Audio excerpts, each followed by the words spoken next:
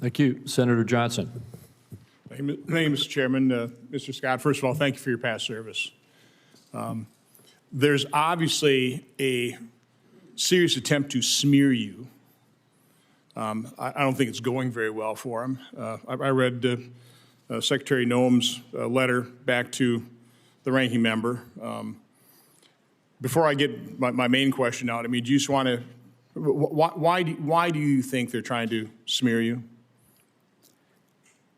I don't want to speculate. I mean, politics are politics, but I want everybody to know, if you look at my track record, the one thing you'll see consistently is transparency. In every one of these cases, what you see is what you get. Everybody makes mistakes. I believe the ones I've made were very minor. We learn from them and move forward. I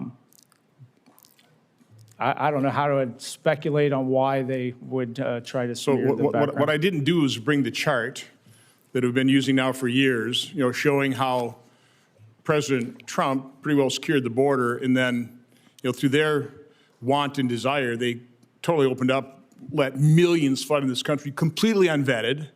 I'm thinking that maybe they don't really want to talk about that and discuss how now President Trump has successfully secured the border. They'd rather try and smear you and totally distract the American public. That would be my, what I would surmise. But again, I appreciate your past service, and I know you'll do an excellent job as commissioner. One question I have is, being a fiscal conservative, I was fully supportive of providing the administration the resources they need to not only secure the border, but deport, the however many millions of people that should be deported. Okay, and that's going to take resources. The swiftness with which this administration has secured the border. Again, I don't want to just throw money at the problem. I want to make sure that we account for every dollar that we do spend. So that's my main question. Because no matter whenever we're talking about some kind of border security or some immigration bill, we're going to be throwing a lot of money at it. And the question I always ask, well, once we actually achieve it, we're not going to need all those detention beds. We're not going to need to spend all that money. We're not going to need all those additional border patrol because we've solved the problem.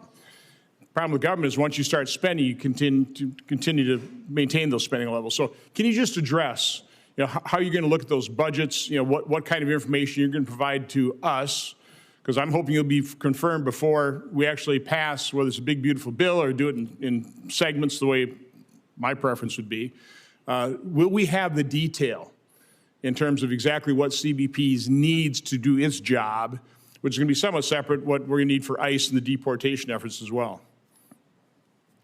So if confirmed, I will do everything in my power to make sure that you get that information.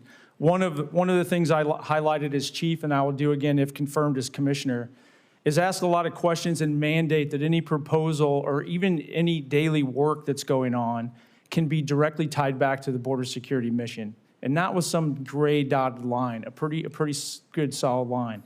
One of the examples within Border Patrol that we got out of that by looking at it was the border wall system, for example. When we tested that and proved it out in San Diego sector, we were able to show that it freed up 150 agents every 24 hours that could then be shifted to other areas that were more remote. That was a $28 million return on investment for the life cycle of that border wall.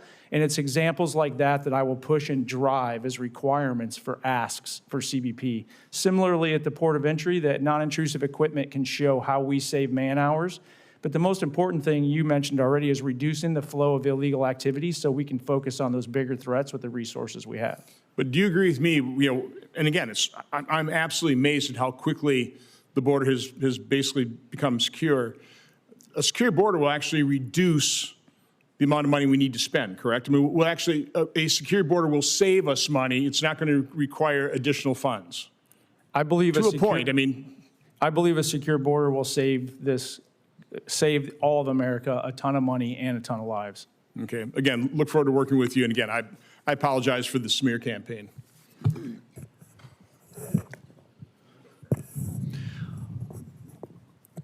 All right. Thank you, Senator Johnson.